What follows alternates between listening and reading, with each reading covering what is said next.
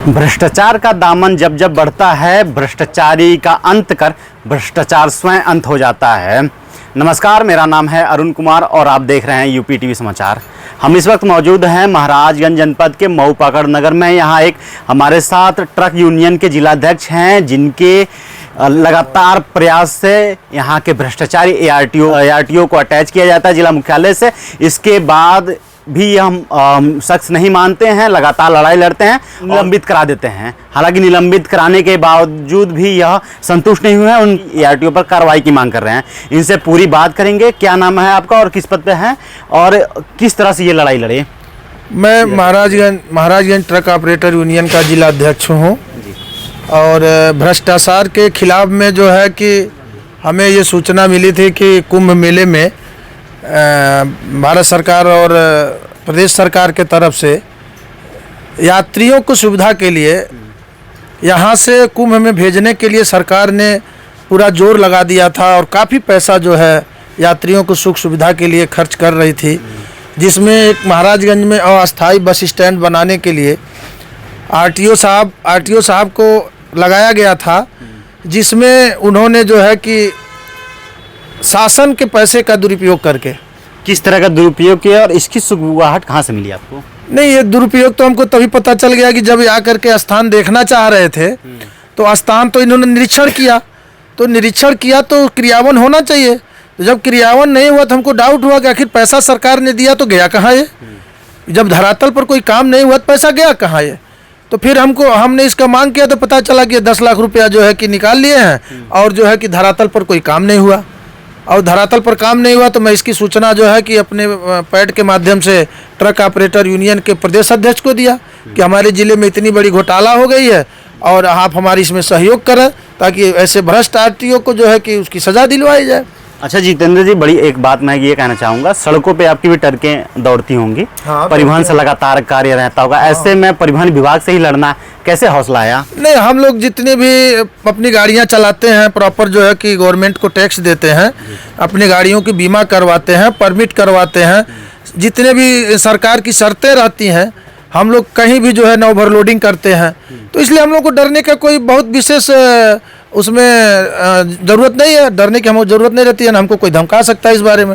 हमारा फिटनेस सही रहता है, कागज़ सही रहता है, ड्राइवर के पास हैवी लाइसेंस रहता है, हम लोग अंडरलोडिंग जो है कि गाड़ियाँ चलवाते हैं। तो फिर डरने का कोई मतलब नहीं है।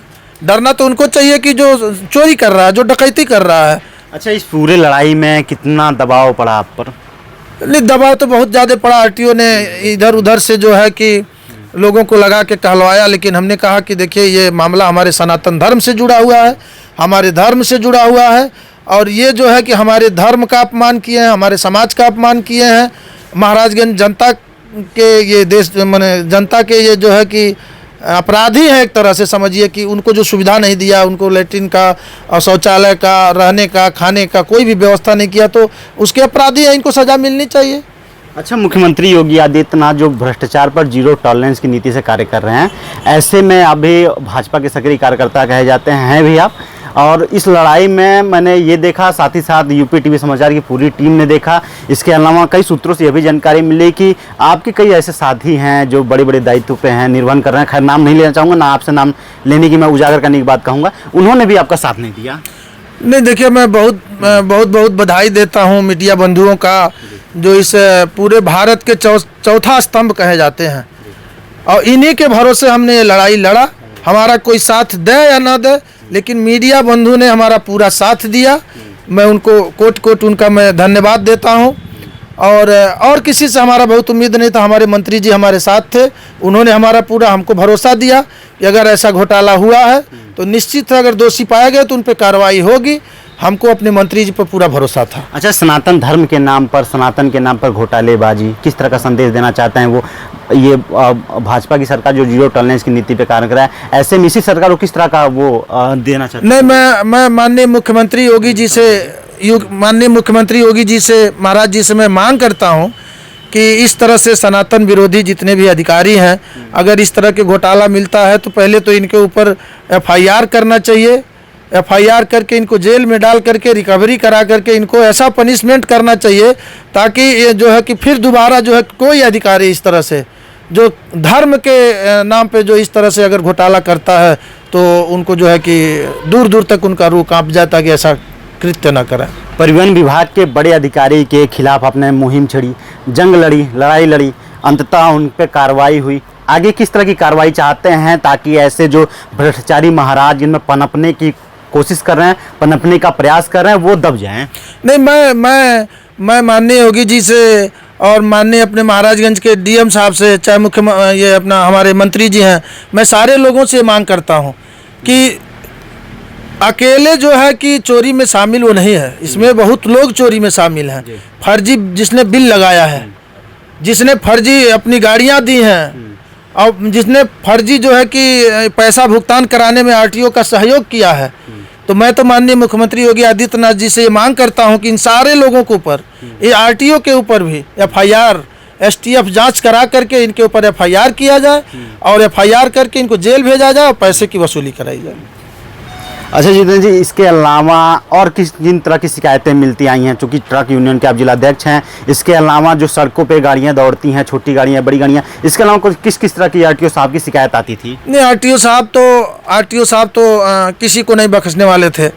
ये सरकार के नाम पर अपने झोली भरने के लिए एक जो हमारे माननीय मोदी जी जो देश के यशस्वी प्रधानमंत्री हैं, उन्होंने गरीबों को भोजन के लिए, भोजन की व्यवस्था करने के लिए उन्होंने बैटरी वाली ऑटो रिक्शा चलाई ताकि कोई गरीब न रह जाए, कोई खाने बिना भूखा न रह जाए। पूरे देश में जो है कि इस तरह के ऑटो रिक्शा का उन्होंने संचालन करवाया, लोन दिलवा करके उन लोगों को खाने पीने की उनका व्यवस्था किया। ऐसे लोगों को आरटीओ ने जो है गाड़ियां पकड़ करके चालान करके 10-10 हज़ार, 12-12 हज़ार रुपया, आज के डेट में भी 10-10, 15-15 गाड़ियां सड़ रही हैं। हम मानते हैं कि आदमी रोड पर चलता है तो कहीं 19-20 रहता है, लेकिन इस तरह की सज़ा नहीं कि जहाँ 1 रुपये की सज़ा हो वहाँ 10 रुपये की सज़ा दे करके और अपने चमचों को लगा करके उसको निपटाया जाए। निपटा कह कि तुम्हारा 10 हज़ार का चालान हुआ है, तुम 5 हज़ार ले आओ, हम तुम्हारा सेटलमेंट करा देते हैं। ऐसे उनके गुर्गे जो है कि 2-3 अपने साथ लेकर के आरटीओ साहब आए थे, पता नहीं कहाँ से लेके आए थे। ऐसे सेटलमेंट होता जितना सरकार के खाते में जुर्माना नहीं जाता था। अगर 100 रुपये की गाड़ियाँ पकड़ी गई तो 90 रुपया जो है इनके पास जाता था, 10 रुपया जो है सरकार के पास चालान जाता था। यही इनका काम था। ये चोरी नहीं है, सीधे डकैती करते थे। बस एक पिस्टल नहीं लगाते लोगों के ऊपर, लेकिन ये भी शासन वाला पिस्टल तो लगा ही देते थे। नहीं, झोरी इन्होंने अपना ही भरा। सारे लोग तबाह थे, भट्ठे वाले तबाह थे, ऑटो रिक्शा वाले तबाह थे, ट्रैक्टर टाली वाले, किसान तबाह थे। किसान तो इतना डर गया था कि वो अपने घर बनवा रहा है तो औजार लेकर के अपने ज़मीन पर जाने की हिमाकत नहीं करता था कि हम जाएंगे तो कहीं आरटीओ साहब रास्ते मिल के हमारी गाड़ी सीज कर रहे हैं। एक ट्रैक्टर टाली, किसान अगर सेकेंड हैंड ट्रैक्टर टाली 1,65,000 में ख़रीदा है और 1,85,000 का जुर्माना हो गया। हमारे पास रसीद है उसका आज भी। ऐसे इन्होंने ये डकैती। और फिर उसके बाद क्या करते थे, इनका जो चमचा था, भाई 1,15,000 ले आओ, तुम्हारा हम निस्तारण करवा देते। भाई इससे कम नहीं हो पाएगा, अगर तुम 1,15,000 का व्यवस्था करो तो तुम्हारी गाड़ी छूट जाएगी। क्या वो चालान शासन को पहुंचते थे? नहीं, जो चालान हो जाते हैं, जो उसकी रसीद कट जाती है, वो तो डिस्काउंट करके चालान करने की बात, डिस्काउंट वो तो सुविधा शुल्क मिलता, गाड़ी ऐसे ऊपर छूट जाती थी। अच्छा, यानी शासन से भी चोरी, महाराज इनकी जनता से भी चोरी। बिचौली, शासन से भी चोरी और जनता से, महाराज के जनता से भी चोरी। हमारे साथ ट्रक यूनियन के जिलाध्यक्ष जितेंद्र कुमार पटेल जी थे, जिन्होंने भ्रष्टाचार से जुड़े हुए एआरटीओ विनय कुमार के खिलाफ लड़ाई लड़ी और लड़ाई लड़ते हुए उन्हें पहले प्रथम दृष्टया उन्हें मुख्यालय से अटैच कराया और उसके बाद फिर दोबारा लड़ाई लड़े और अंततः उनको निलंबित कर दिया गया। निलंबित उनके अधिकारियों ने नहीं किया, शासन के द्वारा निलंबित किया गया। अब इसके अलावा ट्रक यूनियन के जिलाध्यक्ष जितेंद्र कुमार पटेल की यह मांग है कि पूर्ण रूप से इसकी सत्यता से जांच करते हुए उन पे जो आरोप हैं, यदि आरोप सिद्ध होते हैं तो उन्हें उनके विरुद्ध एफआईआर दर्ज कर उन्हें जेल तक भेजा जाए।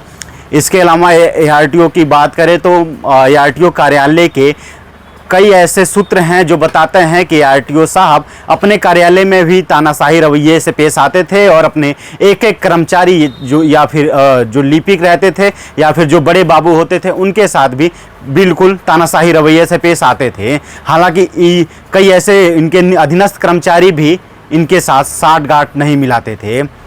फिलहाल इस पूरे मामले में अब देखना यह है कि ARTO विनय कुमार यादव के निलंबन के बाद क्या इस पूरे मामले की जांच की जो परत है, परत दर परत खुलती है, या फिर इस पूरे मामले को निलंबन करने के साथ ही साथ ठंडे बस्ते में डाल दिया जाता है। अरुण कुमार, UP TV समाचार, महाराजगंज।